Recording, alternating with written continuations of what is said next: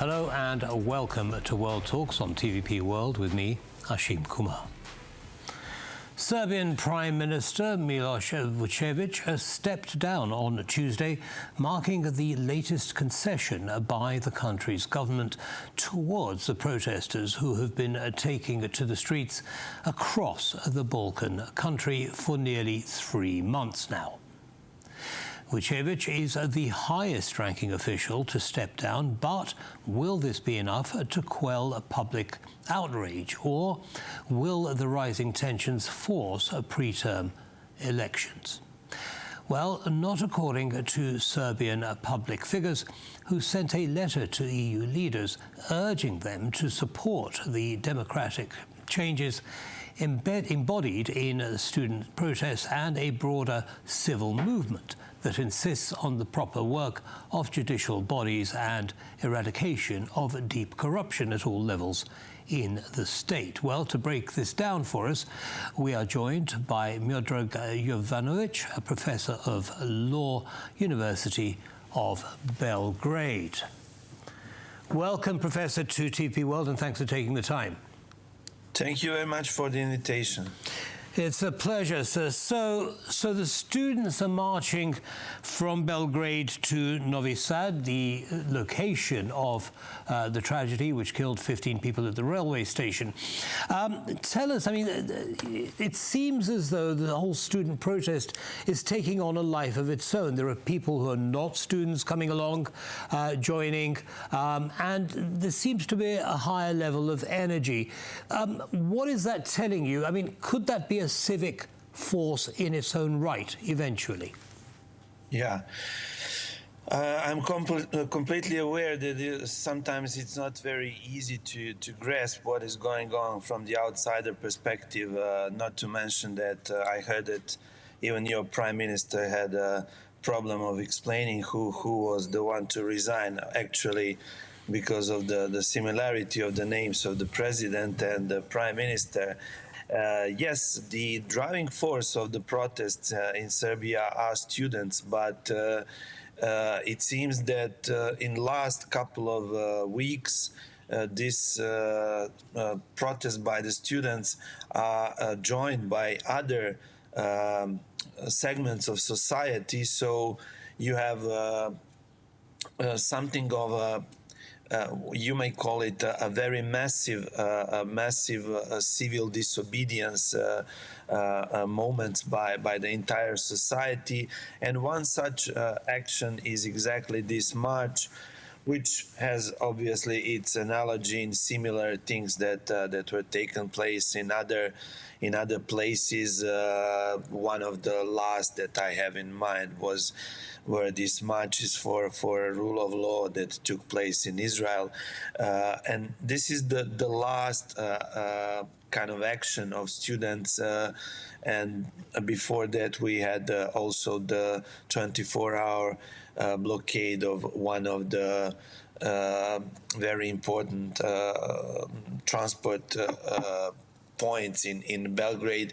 So in all these actions, basically, you have the synergic elements of the dissatisfaction of the entire society with the key requests, which may be summarized in a couple of very abstract values, such as justice, accountability, or equality before the law. Understood. Now, as the movement grows, is there a cohesive force keeping it together? How are decisions made? Is there some kind of controlling element that's moving them in a particular direction?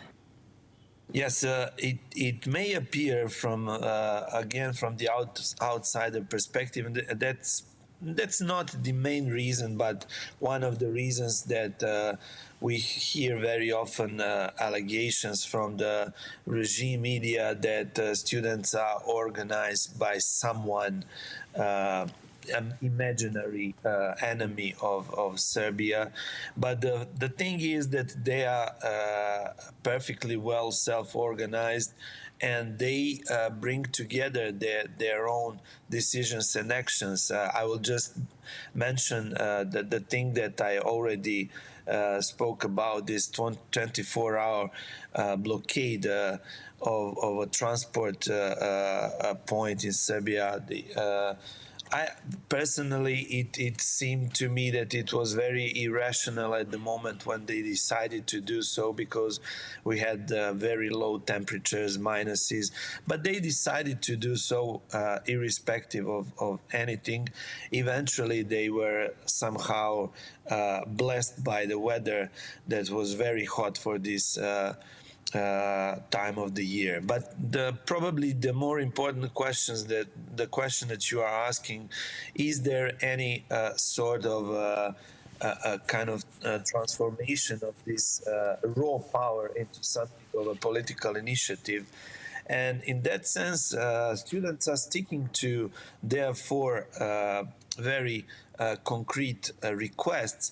But first of them has to do with the question of the accountability with respect to this tragic event on the railway station roof in Novi Sad. And this request goes to the very heart of the system, meaning they want to know whether all the elements, especially the elements of the corruption or possibly political corruption, is out there. And so far, there was no response by the prosecutorial office in that respect. So it seems to me that the growing sentiment among them is that no government that can be made by current President Vučić would be able to bring about their first request. And this moves us to other possible solutions. And obviously, the other possible solution is elections. So one may ask why elections were not suggested in the first place. The thing is that we have also a huge problem with elections, whether they are free and fair, and we have a credible record by OSCE office ODIHR, who recommended a number of things, basically stating that elections in Serbia are far from the ideals of free and fair elections. And this is something which all the political actors involved in this crisis want to be satisfied before going to any new election round. Understood. So just to summarize that detailed explanation, and thank you for that, there is no uniting or leading force with the students. It's a general population response of the population to, against the corruption and lack of action by judiciary, and they simply don't have confidence in the elections, which put Vučić and the former Prime Minister into power. Now, Vučević has stepped down, Prime Minister. Clearly, that hasn't satisfied the students.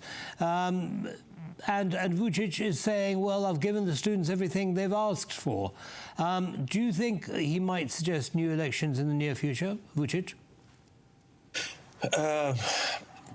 Probably this is one thing he's thinking of, but as I said, there is a kind of a growing consensus on the political spectrum of the entire opposition elements in Serbian society, that those new elections can be organized only by some form of a transitional government who would prepare free and fair elections. And this is something which Vučić is currently strongly opposing to, but we will see whether the pressure that was already high up until this point, and my impression is that there is still enough room for pressure, and one such event is exactly this march of students, and this march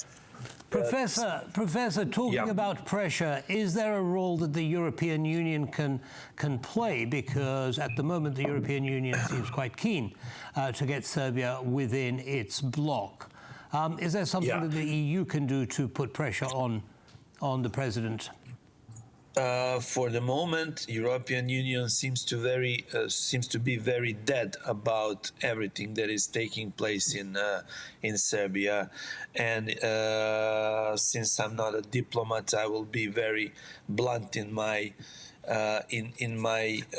kind of depiction of the whole situation. I would say that they are very much currently in favor of this Vučić stabilocracy. But eventually, it seems to me that they will be forced to acknowledge the reality on the ground, because hundreds of thousands of people, not only in the major cities, but throughout Serbia, literally there are only a couple of places in Serbia which were not affected, and in which there were no single rally against this government policy. And this is a new force, this is a new moment, and it has to be acknowledged. Right. Unfortunately, we've run out of time, Professor, but I did want to talk about a letter written by Serbian intellectuals to senior EU officials asking them to recognize what was going on in Serbia. Hopefully, we'll continue that conversation at our next meeting. Thank you very much for sharing your analysis with our audience. Have a good day, sir. Thank you very much for inviting me. Pleasure. Bye-bye now. And that's all from us in this episode of World Talks. Goodbye.